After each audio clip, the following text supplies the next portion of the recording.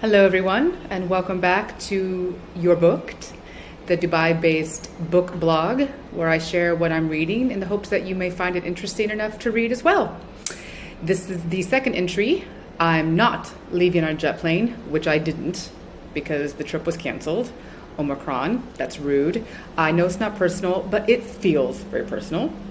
I was supposed to go to Morocco for my part of my Christmas vacation, and I booked this trip, and I was all excited, and I was going to go with a tour, so perfect strangers were going to meet me, and we get in a van and just drive around and see everything and taste everything and smell everything, and then, Morocco said no thank you to international travelers, so that got canceled.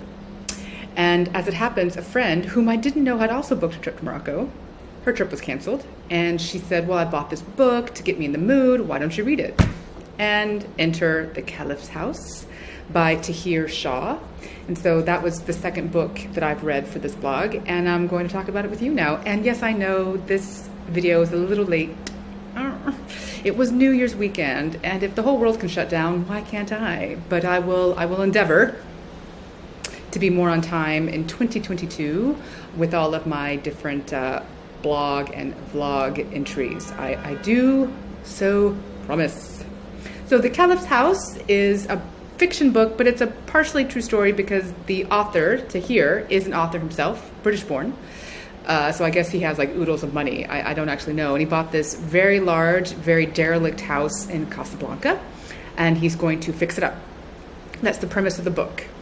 However, once he arrives with his wife and two small children, anything that you think can go wrong does. The house is haunted by this evil spirit called a jinn, which I don't appreciate.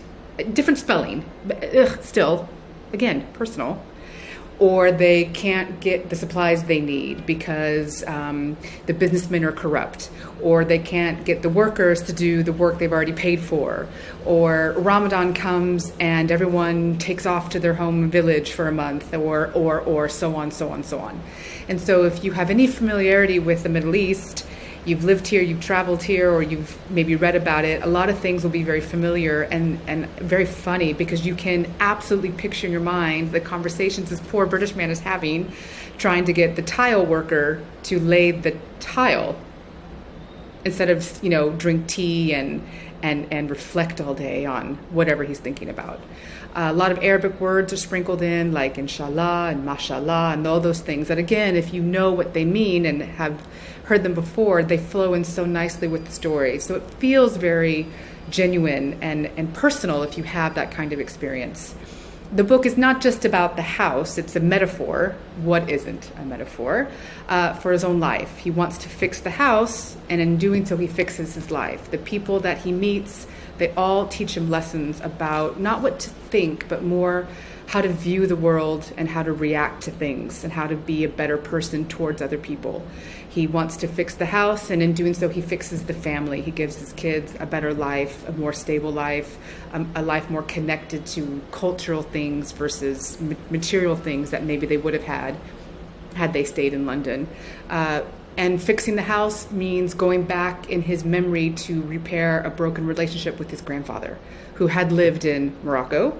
And that was extensively why he was there in the first place, but he didn't know the true mystery of his father and the letters he used to write. And so all those things about repairing the facade, literally, the facade of a building, are more about the interior work that we all have to do to have a better life with our family and our friends and our future. So there's a lot going on in here. Even though it's only about 350 pages, you could easily do this in a weekend. It's very light in that respect. It's going to be a fun read for you, but it should make you think a little bit about what do you value, and would you do the same things that he did? Would you go to the lengths that he did to make this dream into a beautiful reality? One last note, there are a lot of illustrations in the book that are quite beautiful, so you get to see how the house is coming along, which I think is quite nice. So that's The Caliph's House by Tahir Shah. If you're interested, I'm sure any fine book establishment will have it. And I hope you enjoy it as well. Okay, I'll see you next week. Bye.